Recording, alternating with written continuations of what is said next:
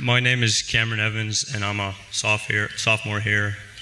Know pretty much most of y'all, but I'm from Tangier Island, Virginia, a small island only about 1.5 miles long into the middle of the Chesapeake Bay, but it's still about 15 miles away from any other piece of land other than Smith Island, Maryland. So I grew up working on the water pretty much as a young kid, 8 or 9 years old, and I started to see how my island was pretty unique and wasn't really comparable to any other place that I knew. So growing up, I saw that everything was getting smaller.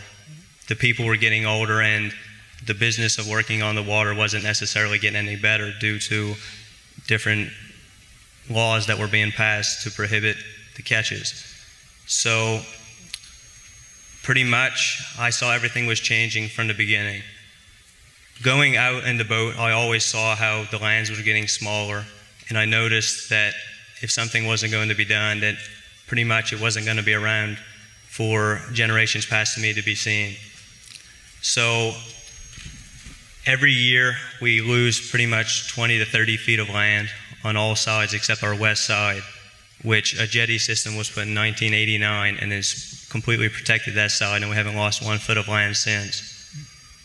And we were trying to get money from other places to try to fund a sort of system to where the rest of the island would get protected too. So in 2012, under Governor McDonnell, we were appointed around $4.6 million, and it was supposed to be made on the northwest side of the island. And it was supposed to be finished in 2017, but when it was time, the money was depleted and it never got started. Well, fast forward a couple years later to 2017, we were funded $2.6 million, and it was supposed to be finished in 2018, and it never got started. It seems like it's always the same thing to where the money always disappears. But it's always a lot of things to look through with different laws to why nothing's getting done. It'd be easy if we were to put rocks all around the island, but the money's just not there.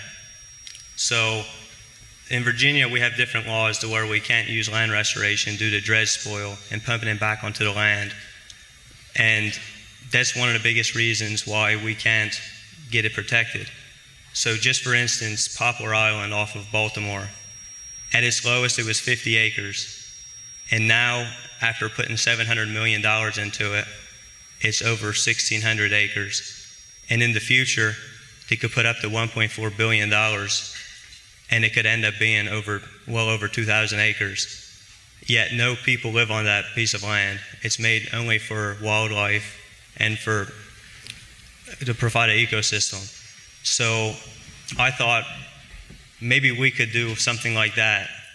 Yet we have 450 people, and we have a lot of animals, and we have a lot of ecosystem that we could rebuild to make a better place on the island. But it's all not easily done.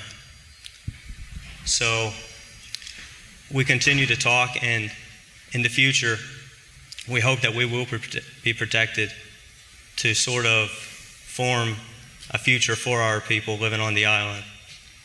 But at the end of 2018, we were appropriated $2.6 million, and next month it's supposed to start. So I hope it will start and we will get the help that we need for the future.